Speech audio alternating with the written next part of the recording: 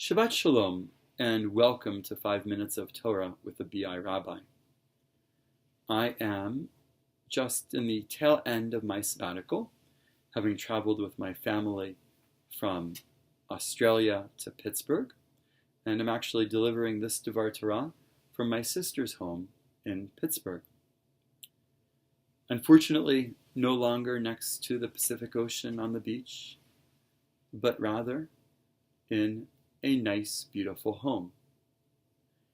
I know that as we have been traveling this week, unfortunately, things have not been great in Vancouver for our Jewish community, specifically for our family members at Hillel on the UBC campus, where they have done an incredible job in dealing with the attempted boycott and sanctions and divestments with a vote on the UBC campus. We're so proud of the work of Hillel and everyone who has assisted them in trying to prevent this.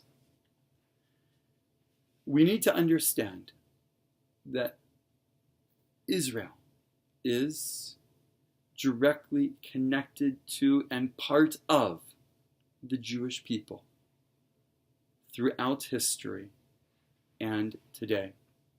An attack on Israel today is an attack on the Jewish people today and throughout history. Israel has always been a part of whom we are. It has always been the source of our culture, religion, and desire for the seeking of holiness. This week, we read Parshat Tzav. In this parsha, we are commanded to have an Eish Tamid, a fire that was to continuously burn in the Mishkan, in the mobile place of worship for the Israelites, while they were wandering in the desert.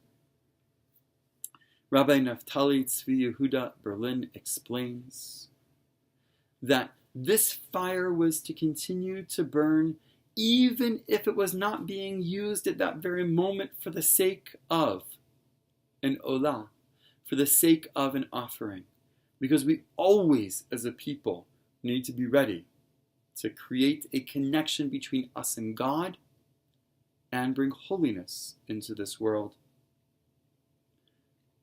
The Mishkan gave way to the Batei Mikdash, to the temples, which were built in Jerusalem, in the land of Israel, once we as a Jewish people arrived to the land of Israel.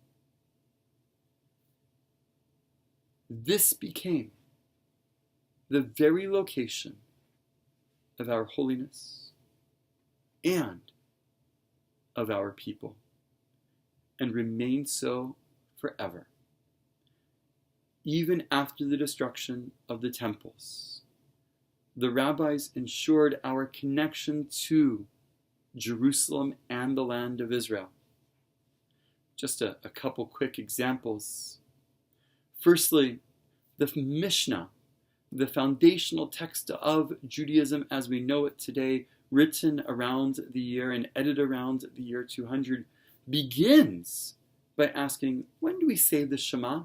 And instead of giving an easy answer of saying we say it at such and such a time, it relates it directly to the time in which the guards would come in to ensure that wood was continuously being put on the Eish Tamid, on the temple's eternal flame.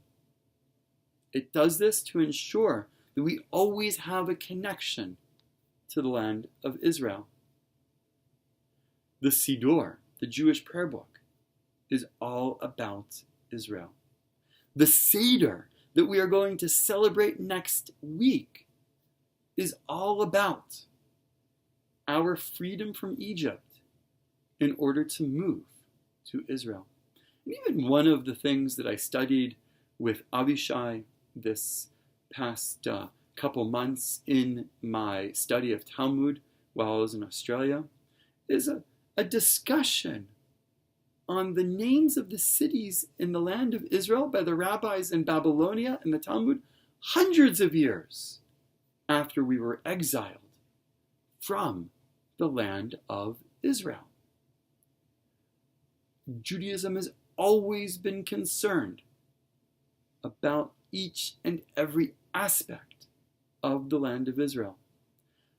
There is no ability to deny our connection to Israel, our legitimacy in the land of Israel, and thus the legitimacy of the modern nation of Israel. An attempt to vote to divest from Israel, an attempt to attack Israel, is an attack on the Jewish people itself. We know about boycotts. Boycotts are nothing new. They didn't start in 67. They didn't start in 48 against us. Modern boycotts started against us in 1933 by the Nazis and have continued ever since then. This has been a vote to attack the Jewish people, not just Israel. And it's critically important for all of us to understand that.